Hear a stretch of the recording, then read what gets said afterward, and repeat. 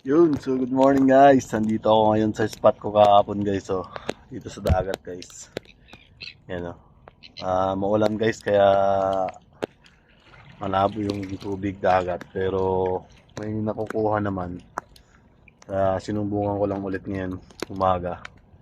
Yan, so abangan nyo guys yung mga makukuha natin kung ano yung makukuha natin dito ngayon. So yun guys, samahan nyo ako sa aking fishing adventure. Yun, dito tayo sa Lingayen sa may Limahong guys. Okay. Yan, tingnan natin kung ano yung makukuha natin ngayon guys. So, umpahin ko pala guys. Hipon na buhay. Tapos, ultralight yung gamit natin guys. Tapos may isa pa tayong setup na mahaba guys. Ano, pang malakihan na hipon ang tain natin dyan. Kaya, yan, babad lang yan guys. Ito yung hawak ko yung ultralight. So, let's go guys. Abangan nyo yung makukuha natin. Alright.